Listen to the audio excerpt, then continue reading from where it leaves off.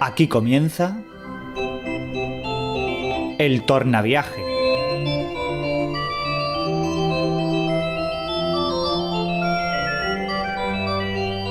Preguntas y respuestas para conocer la historia y comprender nuestro tiempo.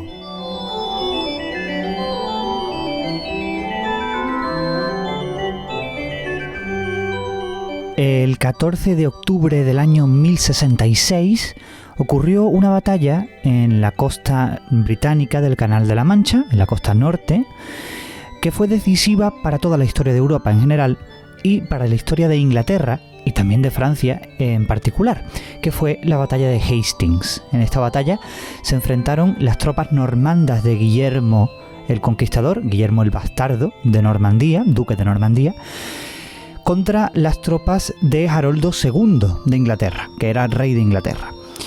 En esta derrota, los sajones, los ingleses de Haroldo II, sufrieron una derrota sin paliativos y el rey de Inglaterra fue depuesto, no solo depuesto, sino también asesinado. Cayó en batalla. Además, a causa de esto, cesó para siempre la dinastía de los sajones en el trono de Inglaterra y como consecuencia se unieron los destinos de Inglaterra y el continente ya de aquí para siempre, hasta nuestros días. De la forma en que hoy se configura la relación entre Inglaterra y el continente tiene mucho que ver con los orígenes que se encuentran en esta batalla y en todo el contexto en el cual ocurrió. Ahora bien, ¿qué nos podemos preguntar en torno a este suceso? Pues, ¿qué es lo que lleva a sustituir un poder por otro? La dinastía de los sajones en el trono de Inglaterra estaba muy bien asentada y se vio usurpada por una dinastía aparentemente del norte de Francia que parece que no tuviera nada que ver con estos poderes ingleses. Veremos, por tanto, las causas, tanto inglesas como normandas, que nos llevan a esta situación en la que una dinastía es repentinamente sustituida por otra. ¿Cuál es la ocasión que provoca esta sustitución por la fuerza de las armas? ¿Y cuáles son las consecuencias que hasta hoy llegan de un suceso tan trascendental de la historia medieval europea?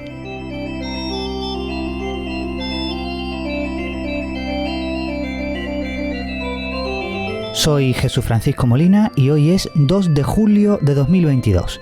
Bienvenidos al Tornaviaje. La historia nos ha enseñado en numerosas ocasiones cuál es la naturaleza del poder. Obedece a muchos principios y muchas normas, pero una de las más importantes es que el poder, cuando se vacía, se ocupa. Cuando el poder se abandona, se ocupa. Y si no es por una potencia, será por otra. Y será siempre por la más propicia a hacerlo, por la que tenga más posibilidades de hacerlo. Bueno, pues esto es lo que ocurre en el año 1066, cuando el reino de Inglaterra se queda como en stand-by, el poder queda en cuestionamiento y son los normandos la potencia más cercana que tiene la posibilidad de asumir ese poder que ha quedado vacío. Como la materia en el vacío tiende a ocupar el espacio, pues lo mismo, el poder ante el vacío tiende a ocupar, a expandirse. Dicho de otra manera, el poder tiene una naturaleza constantemente expansiva. Pues esta es la situación que se da en el año 1066. No es solo que ocurra una ocasión en la que se posibilita que ocurra esta invasión, que es bastante rápida para la época, sino que durante años y años, diría que incluso siglos, se prepara esta situación para que sea posible finalmente. Por un lado, se va debilitando el poder de los reyes sajones en Inglaterra y por otro, va creciendo el poder de los normandos al norte de Francia. Y por las relaciones que les unen, cada vez más estrechas, son los normandos los que están más cercanos a ocupar ese vacío de poder que se acaba dejando en Inglaterra.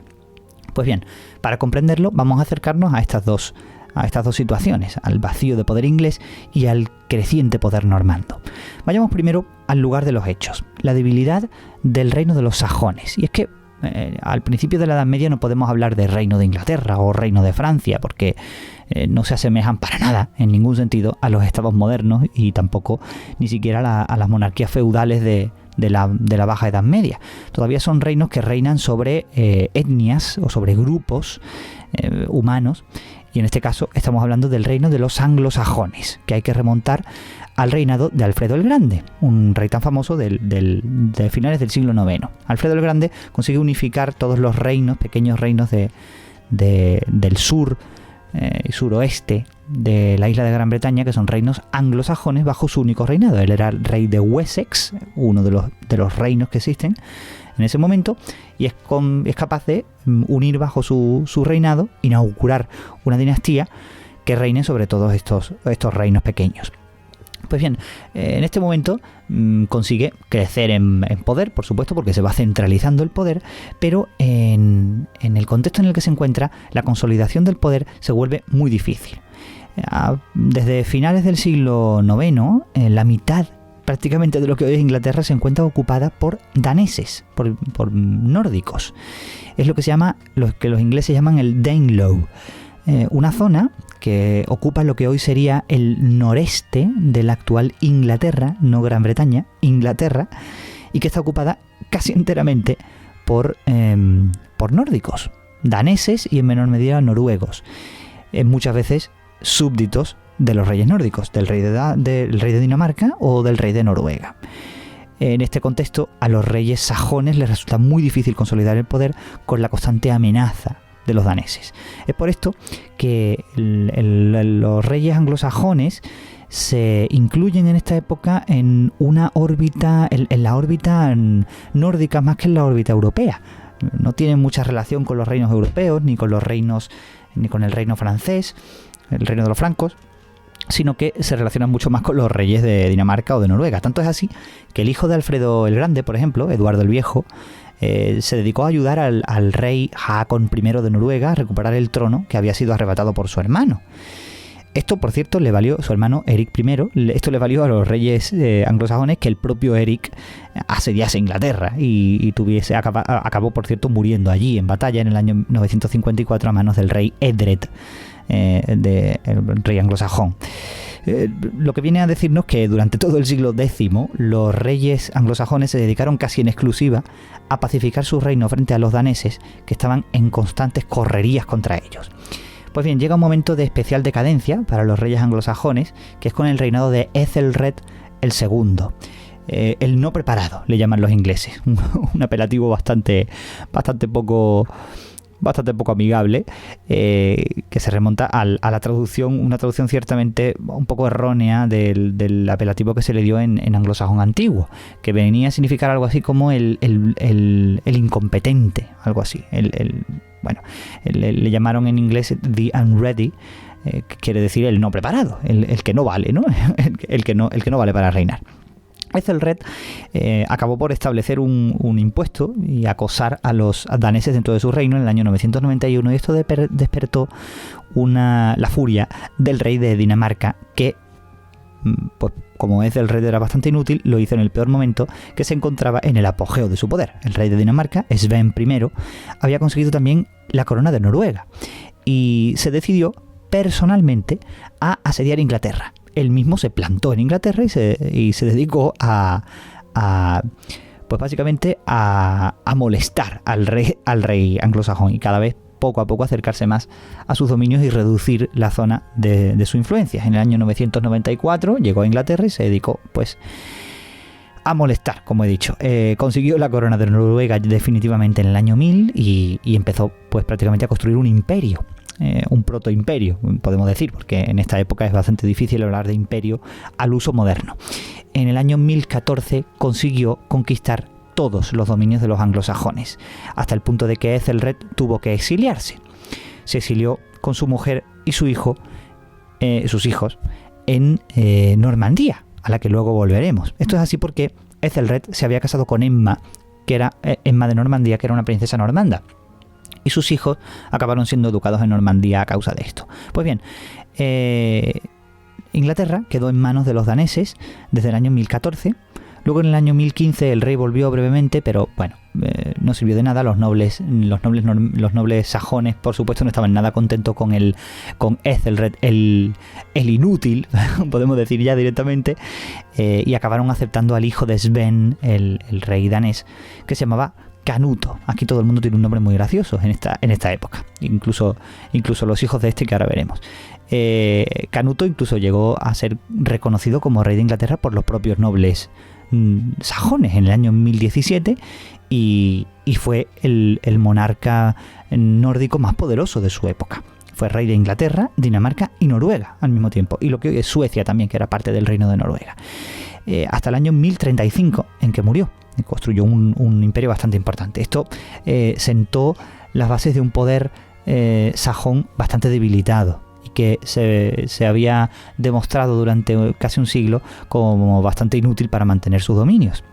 A la muerte de Canuto le sucedieron sus hijos, primero su hijo bastardo, Harold, al que aceptaron los nobles sajones, pero posteriormente también su hijo Ardicanuto.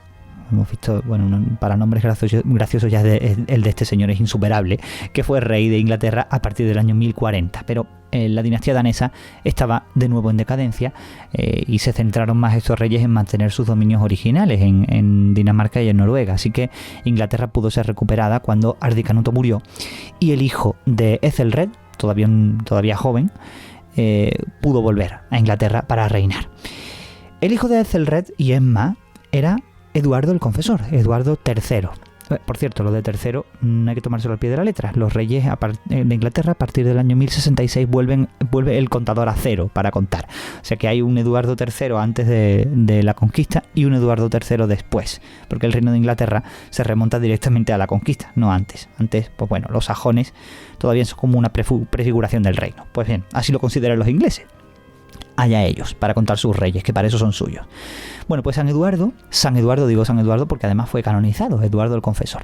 Heredó el trono en el año 1042, pero con una peculiaridad. A pesar de ser sajón de ascendencia, era prácticamente normando de educación. Su madre era normanda y se educó en Normandía de joven.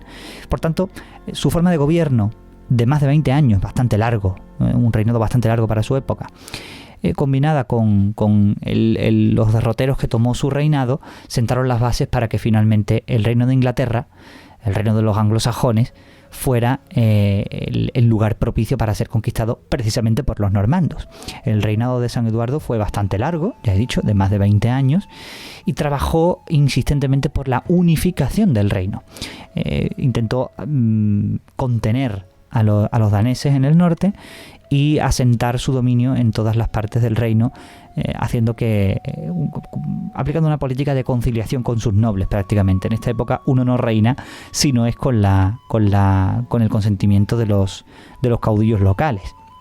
Además, San Eduardo tenía pues unos lazos que le unían desde pequeño con Normandía, precisamente por lo que ya he contado, así que la situación estaba bien servida. Hasta llegado a este punto, San Eduardo, que siempre había tenido la intención de ser célibe, era un hombre muy piadoso, no tuvo hijos, así que solo faltaba que muriese para que ocurriese un suceso muy pequeño, la gota que colmase el vaso, para propiciar finalmente la invasión.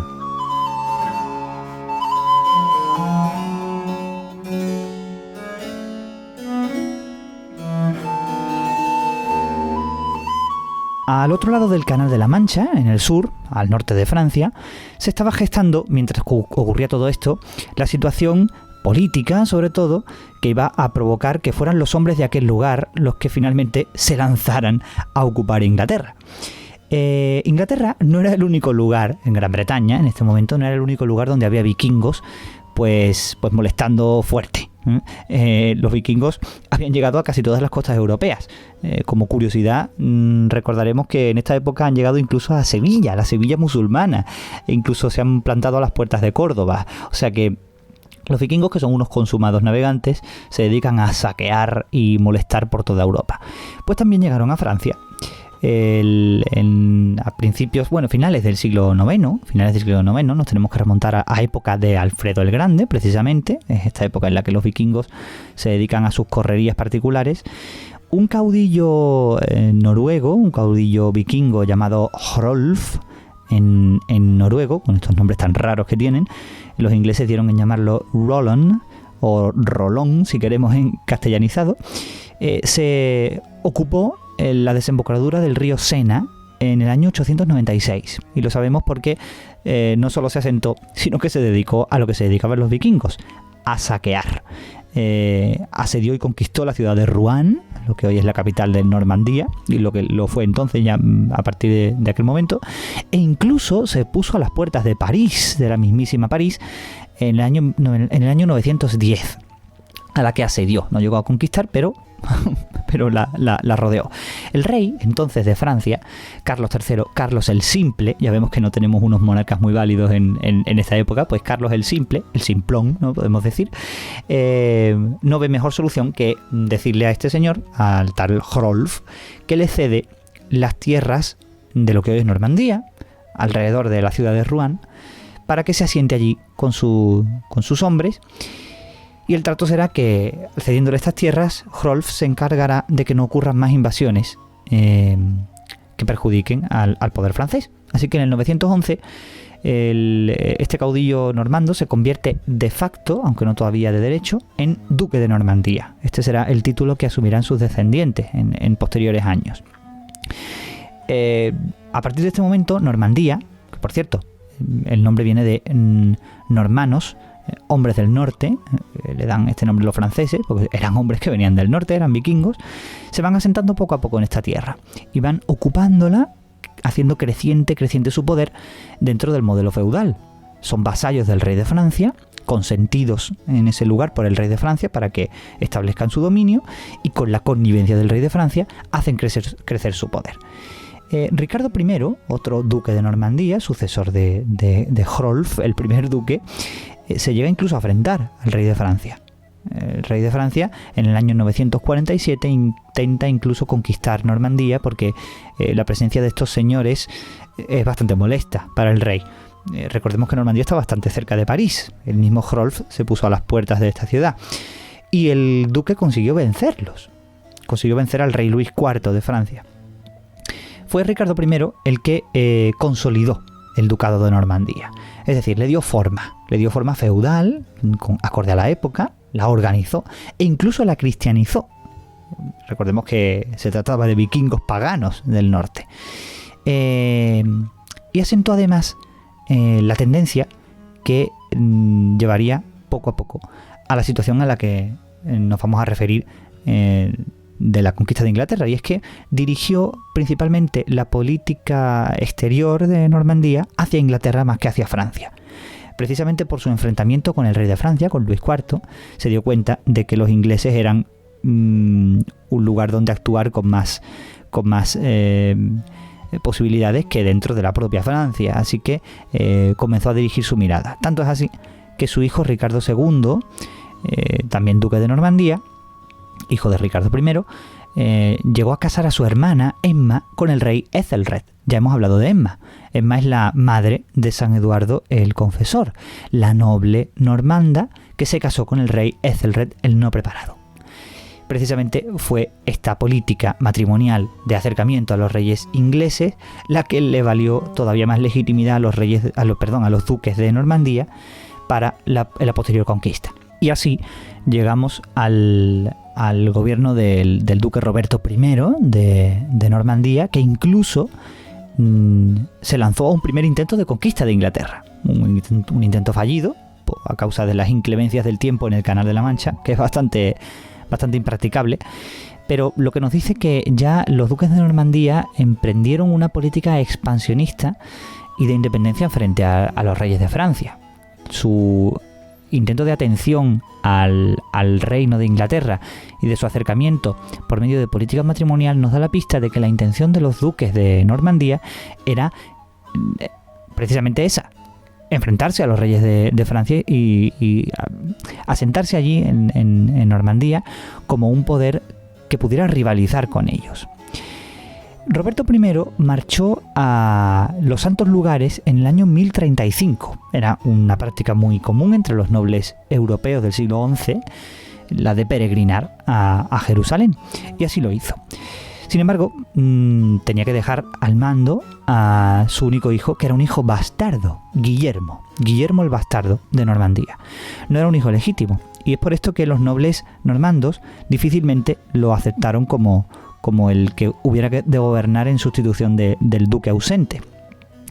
La desgracia llegó cuando, a la vuelta de camino de regreso, Roberto murió, volviendo de Jerusalén a la altura de Constantinopla. Y esto sumió a Normandía en casi 10 años, más de 10 años, de guerra civil por el dominio de aquel lugar. Los partidarios de Guillermo se solicitaron el auxilio de su señor feudal, que no era otro que el rey de Francia, en este caso, a la sazón, Enrique I de Francia. Enrique I, a pesar de que viera en los normandos una amenaza a su poder hegemónico, se enfrentó a los contrarios, a los enemigos del duque Guillermo, que fuera tan joven, porque eran partidarios del duque de Borgoña. Y el duque de Borgoña sí que era un poder rivalizante con el rey de Francia, su peor enemigo, por decirlo así. Finalmente, en el año 1047, Guillermo y sus partidarios, con la ayuda del rey, consiguieron la victoria, y Guillermo pues gobernó desde entonces con absoluta libertad e independencia en Normandía. Tanto fue así que no tardó ni 10 años el rey en volver a enfrentarse a Guillermo. Nunca se enfrentó a él. No tardó en enfrentarse directamente a Guillermo. En el año 1057 intentó asediar Normandía, porque los normandos ya eran un poder a rivalizar con el rey de Francia. Sobra decir que Guillermo venció de nuevo, esta vez al propio rey de Francia, al rey Enrique I, y a partir de este momento ya la situación era propicia para que Guillermo pudiera emprender la mayor de las empresas de su vida, que fue la conquista de Inglaterra. Esto no es algo que él tuviera en mente, seguramente no. Una vez que tenía el control completo de Normandía, tenía las manos libres para poder hacerlo, pero tenía que darse la ocasión. Y la ocasión se dio. Finalmente, su familiar, San Eduardo, que recordemos que era primo lejano, no lejano, sino en un grado bastante lejano, pero en este caso, si lo recuerdo bien, el bisabuelo de Guillermo era hermano de la madre de Eduardo. Bueno, esto no viene al caso. El caso es que Guillermo incluso tan buena relación tuvo con su tío abuelo, entre comillas, que llegó incluso a visitarlo en Inglaterra. Y lo que cuentan los historiadores que tienen esta teoría, lo cual no está documentado, pero es muy seguro que fuera así, es que en esta visita San Eduardo le prometió hacerle su heredero, ya que San Eduardo no tenía ni llegó a tener hijos en ningún momento. Cuando San Eduardo murió, su cuñado, el hermano de su mujer, que era hijo de uno de los nobles más importantes de su época, Godwin, un noble sajón, se proclamó rey en 1066. Eduardo murió en enero del año 1066 y Harold, que era este cuñado usurpador, se coronó rey y lo aceptaron los nobles sajones. Es evidente por qué. La única opción a heredar el trono era el duque de Normandía, un extranjero. Los nobles sajones no aceptarían esto y aceptaron la pretensión de Harold. Esta era la ocasión que Guillermo estaba esperando.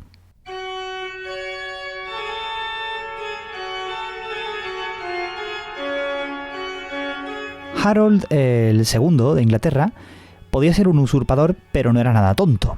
En cuanto se coronó rey, se lanzó corriendo hacia el sur de Inglaterra con todas sus tropas, el mayor grueso de sus tropas, para esperar la invasión de Guillermo. Era lo esperable.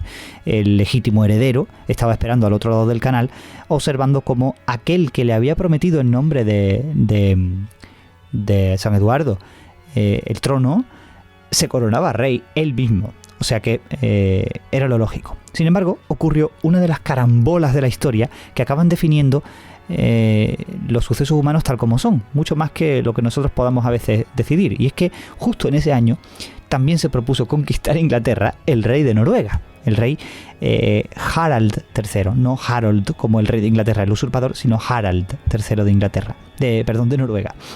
Esto es así no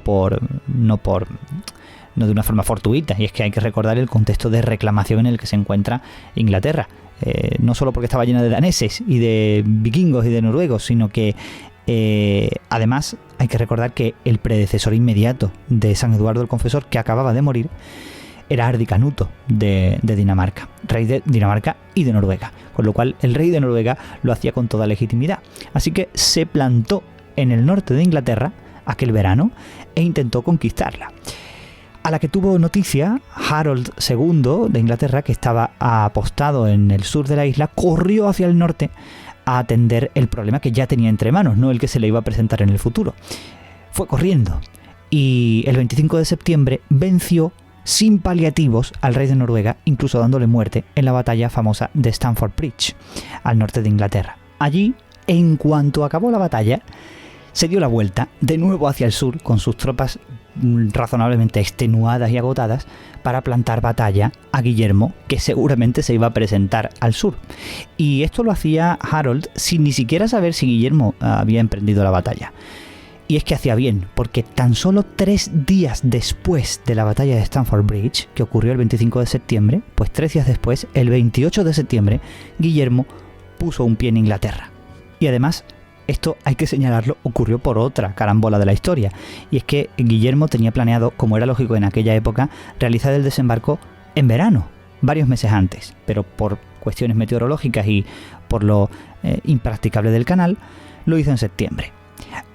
Guillermo, además, decidió, en un alarde de estrategia, atrincherarse en Hastings, en una localidad al sur de Inglaterra, y no avanzar para encontrar a Harold. Allí se fortificó y cuando Harold le dio el encuentro en aquel lugar, presentó batalla y fue terriblemente derrotado.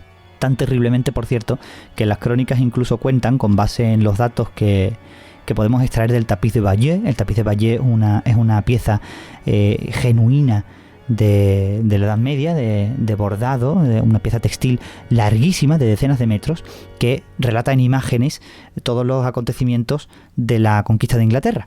Pues bien, vemos en estas imágenes que, y tal como cuenta la crónica, que Harold, en su huida, porque era un cobarde además de un usurpador, cayó porque una flecha le atravesó la cabeza por detrás y le salió por un ojo. Así lo cuentan los ingleses, que son muy tremendos para estas cosas, ya los conocemos. La derrota fue sin paliativos y Guillermo definitivamente se convirtió en rey de Inglaterra, principalmente porque no encontró oposición después de esta batalla. La batalla fue absolutamente decisiva. Desde luego tuvo que asentar su poder en Inglaterra, con una guerra que duró un poco más, pero ya nada podía revertir el resultado de la batalla. Su posición era decisiva. Finalmente podemos sacar unas consecuencias muy claras de todos estos sucesos, y es que la conquista normanda de Inglaterra, que parece un suceso repentino de la historia, pero que no lo es ni mucho menos, sino que está preparado por numerosas situaciones a lo largo de la historia previa a este momento, sentó las bases de la relación de Inglaterra con el resto de Europa. Como hemos visto, los reyes sajones se incluían mucho más en la órbita nórdica, danesa y noruega, que en la europea, cosa para la cual, por cierto, el reino de Inglaterra era muy periférico y muy poco importante. Con la conquista normanda esto cambió radicalmente y la relación principal de Inglaterra se dio con Francia, su vecino inmediato, y con la cual asentó una relación de amor-odio muy complicada, más odio que amor, sobre todo en la Edad Media, y que incluyó a Inglaterra en la política europea desde entonces y por los siglos de los siglos. Finalmente, además, también esta conquista configuró el reino de Inglaterra de una forma a la que podemos remontar el reino de Inglaterra actual, el reino de Gran Bretaña y Irlanda del Norte, aunque sea tan moderno. Es por esto que los ingleses remontan la historia de su país a este momento, porque es el momento en el que se configura verdaderamente un reino medieval en torno a un rey, el rey de Inglaterra, no ya el rey de los anglosajones. El reino de Inglaterra se normanizó, por decirlo de alguna manera, se hizo normando. Los funcionarios y los nobles fueron sustituidos lentamente por normandos, que al fin y al cabo eran franceses y hablaban francés. El reino de Inglaterra se afrancesó bastante a causa de esto en la Edad Media, e incluso sentó las bases esta configuración en torno a los normandos y a la política normanda de un suceso tan importante para esta época como es la Guerra de los 100 años, que se remonta a cuestiones feudales y de avasallaje que ocurren en este momento. Así que, tal como hemos visto, las causas de la conquista normanda de Inglaterra, que configuró el Reino de Inglaterra desde aquel momento y hasta hoy, vino dada por una situación que se gestó durante muchísimos años, en la que el poder sajón iba en detrimento, mientras que el poder normando iba en crecimiento y se convertía poco a poco en el único capaz de asumir el poder de un reino que, con el paso de muchos siglos, se acabaría convirtiendo en uno de los más poderosos de todo el mundo.